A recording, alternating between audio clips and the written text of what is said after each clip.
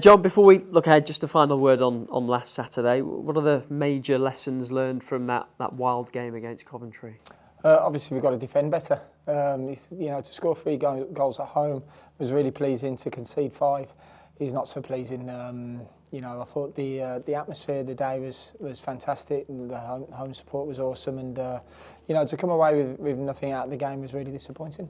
You were back at the stadium on Monday for the open training session. How much did you enjoy that? Yeah, it was great to see the fans again. There's 3,000 or 4,000 there for the open day, so it was great to see their support behind the boys after a disappointing Saturday. So it was good to get back onto the training field. We started the work straight away, hard work for the week. We did a little bit of prep for that on the Monday, and also gave the fans a little bit what they wanted to see as well. So it was a really positive day. How important do you think events like that are when it comes to building the connection with the fan base, particularly the younger supporters? Yeah, it's important that this Derby County family is one. No matter how old or how young you are, if you're playing, if you're part of the staff, we're one club, and we've got that one club mentality. And it's important that the city is proud to watch us play and to support the club, and that's a responsibility of myself and the players to make sure that we give as much as we can to make sure the fans are happy. Is there any different vibe, different edge to a training session when you've got that many eyes on it? No, definitely not. The level of professionalism from the boys is exactly the same, and I thought it was a good day. You had Ryan Brewster there, first chance for him at Pride Park in front of a crowd. How's he getting on?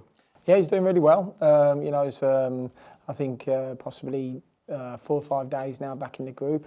We managed to give him 45 minutes yesterday at Oxford as well, which was a really big bonus for us. So he's progressing nicely. It's just important now we put him in with the first team.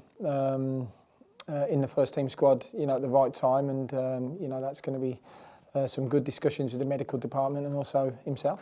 Any major updates on anyone else for us? No, not at all. The injured boys are slowly getting back to fitness. There's been some really good work on the training field from 2 or 3 of them. So, Kane Wilson joined in on Monday as well, which is great. That's the first time we've had him back in the training group since the end of last season. So that was a big plus. He's a real character in the group and a top performer. So we're all glad to see him back as well. On to Friday then, Bristol City visiting Pride Park, a playoff team last season, new manager now. Do they look any different in these early games under the new boss? Well, they're still a very good team. We've played 2 teams. We both finished in the playoffs, and our first game against Stoke, who they've invested well as well. So we've been in both games, and we've been competitive in both games.